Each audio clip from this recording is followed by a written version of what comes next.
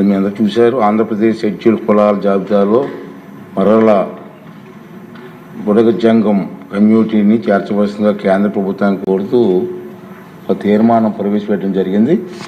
మరి తీర్మానం మీద మా సభలో కూడా మాట్లాడాల్సిన అవసరం ఉంది కాబట్టి గౌరవ ముఖ్యమంత్రి గారు ప్రవేశపెట్టిన తీర్మానం సభా సమక్షంలో ఉంది. అనుకూలంగా ఉన్నవారు అవుననండి, వ్యతిరేకంగా ఉన్నారు కాదనండి, అవునన్నారు, అందరూ అవునన్నారు. తీర్మానం ఏకగ్రీవంగా ఆమోదించబడింది.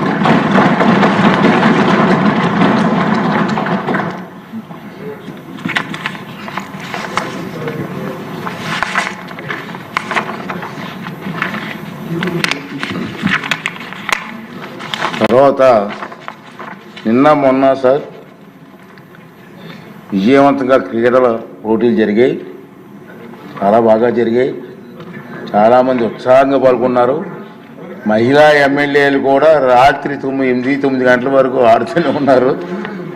ప్రజలు కూడా విజయవాడ ప్రజలు కూడా నేషనల్ గేమ్స్ అయినట్టు స్టేడియం కూడా వచ్చారు సార్. బ్రహ్మాండంగా జరిగింది.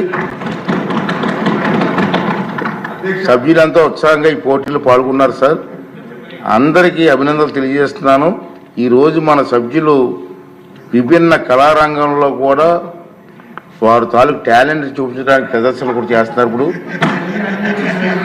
ఆ తర్వాత ఆర్థిక శాఖ మంత్రి గారు మరి మీ ఆశీర్వాదంతో సభ్యులకు విందు కూడా ఏర్పాటు చేశారు సార్.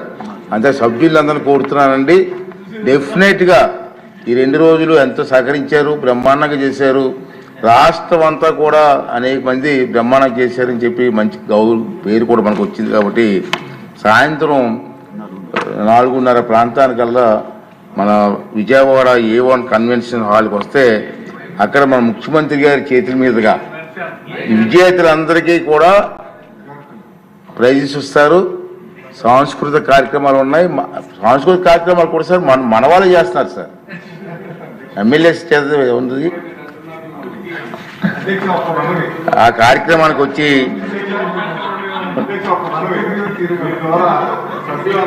ఏంటంటే ముఖ్యమంత్రి గారు ఉప ముఖ్యమంత్రి గారు కూడా ఈ ఆటల పోటీల్లో నెక్స్ట్ ఇయర్ అని సార్ పాల్గొని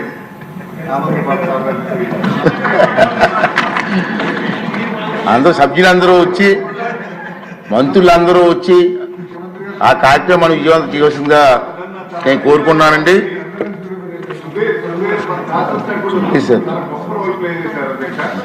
అందరినీ కూడా గారు ఓకే అండి, ఉండండి. తర్వాత ఈ సభ గురించి కూడా కొన్ని విషయాలు చెప్పాల్సిన అవసరం ఉంది. ఇప్పుడు 16వ శాసనసభ 3వ సమావేశాల గణాంకాలు సభ ఎండింగ్లో మనం చెప్పడం మొత్తం నుంచి ఆనందిస్తూ వస్తున్న సంగతి మీకు తెలుసు. సభ మొత్తం మీద గవర్నర్ గారి ప్రసంగం రోజును మినాయిస్తే 15 రోజుల పాటు సమావేశం అయింది సార్. ఈ 15 రోజుల్లో 85 గంటల 52 నిమిషాల పాటు శాసనసభ కార్యక్రమాలు జరిగాయి.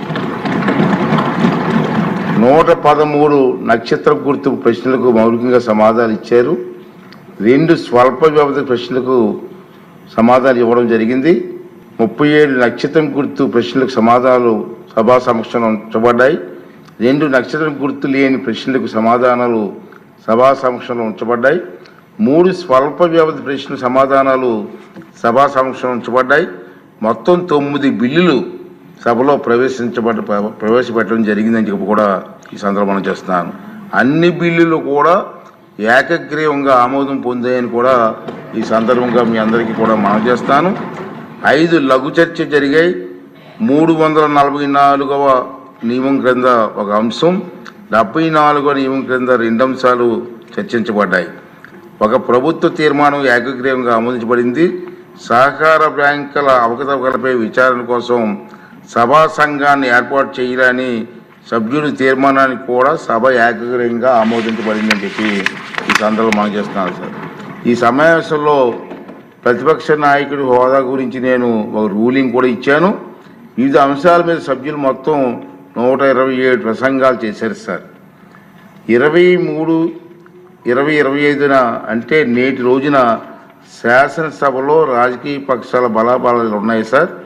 తెలుగుదేశం పార్టీకి 135 మంది సభ్యులు, జనసేన పార్టీకి 21 మంది సభ్యులు, వైఎస్ఆర్ పార్టీకి కాంగ్రెస్ పార్టీకి 11 మంది సభ్యులు మాత్రమే ఉన్నారు. జాతీయ జనతా పార్టీకి 8 మంది సభ్యులు ఉన్నారు సార్. తర్వాత ముఖ్యంగా సార్ ఈ శాసనసభ స్టార్ట్ అయిన దగ్గర నుంచి ఈరోజు వరకు కూడా మనకు ఎంతోమంది వ్యక్తులు మనకు సహకరించడం జరిగింది. శాసన మండలి మరియు శాసనసభ కార్యక్రమాలు సజావుగా సాగడంలో సహకరించినటువంటి శాసన వ్యవస్థ ఉద్యోగస్తులకు, ప్రభుత్వ అధికారులకు, చీఫ్ సెక్రటరీ గారికి, సెక్రటరీ జనరల్ గారికి, డీజీపీ గారికి, పోలీస్ సిబ్బందికి మన అందరి తరపున, నా తరపున కూడా హృదయపూర్వక అభినందనలు తెలియజేస్తాను, కృతజ్ఞతలు తెలియజేస్తాను అధ్యక్ష. రెండో సార్, ఇక మన ఇప్పుడు సార్ అధ్యక్ష, ఇక్కడ చూస్తే అటెండెన్స్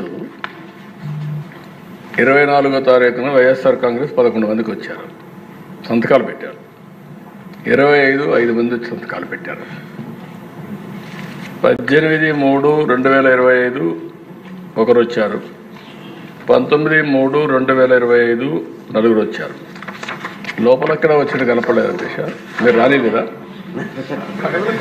మీరు మాకు ఐడియా లేదు, మీరు రానిలేదేమో అని మాకు అనుమానం. మార్నింగ్ నేను అనౌన్స్ చేశానండి హౌస్లో. దొంగచాటును వచ్చి సంతకాలు పెట్టి కర్మ ఎందుకు పెట్టిందో నాకు అర్థం కావట్లేదు. హౌస్లో కనపడలేదు ఎక్కడ. జీతాలు తీసుకుంటూ హౌస్కు రాకపోవడం ఒక తప్పండి. గవర్నమెంట్ జీతాలు తీసుకుంటున్నారు సార్ వీళ్ళందరూ కూడా. జగన్మోహన్ రెడ్డి మినహా అందరు ఎమ్మెల్యేలు కూడా నెల నెల జీతాలు తీసుకుంటున్నారు. మరి జీతాలు తీసుకొని డ్యూటీకి రాకుండా ఉన్న వాళ్ళు ఏమనాలి సార్ మనం? అదే ప్రభుత్వ ఉద్యోగస్తులు కానీ డ్యూటీకి రాకపోతే ఏం చేస్తాం సార్ మనం? అంటే దీనికి అంటే తెలియని చెప్తున్నాను, ప్రజలకు కూడా తెలియాల్సిన అవసరం ఉంది సార్. అంచేత దొంగచాటును వచ్చి దొంగ సంతకాలు పెట్టే కర్మ ఎందుకు వచ్చింది సార్ ప్రజాప్రతినిధులకి? ఇవన్నీ కూడా మనం ప్రజాప్రతినిధులుగా ఇటువంటి తప్పుడు పని చేయటం అనేది తప్పుడు సంకేతాలు. డెఫినెట్ చేద్దామండి. ఓకే, డెఫినెట్గా నేను ఒకసారి రూల్స్ వెరిఫై చేసి అవసరమైన రూల్స్ పర్మిట్ చేస్తే ఎథిక్స్ కమిషన్కి వెళ్దాం సార్. తప్పదు, ఇచ్చిందంటే ప్రజల డబ్బు ఇది. ప్రజా డబ్బుని జీతాలుగా తీసుకుంటూ ప్రజలకు సేవ చేయకుండా దొంగచాటుని వచ్చి సంతకాలు పెట్టవలసిన కర్మ ఇటు ఒకసారి. దీనికి అవసరమైతే అంతా పెద్దలందరితో మాట్లాడి ఎథిక్స్ మన మనోహర్ గారు అంతా అనుభవం వ్యక్తులు మాట్లాడిన తర్వాత అవసరం అయితే ఎథిక్స్ పంపిస్తాం. దీని మీద సరైన కఠిన చర్యలు చేస్తారు. రాబోయే రోజుల్లో ఎమ్మెల్యే తాలూకు పాత్ర ఏంటి, వాళ్ళ డ్యూటీస్ ఏంటో వాళ్ళకి తెలియాలి, ప్రజలకు కూడా తెలియాలండి. ఇది నా తాలూకు ఆలోచన విధానం సార్. Okay sir. సార్, ఈ 16వ శాసనసభ 3వ సమావేశాలను మరి ముగిస్తున్నాం. ఇప్పుడు వాయిదా వేస్తున్నాం సార్, నిర్వధికంగా వాయిదా వేస్తున్నాం సార్.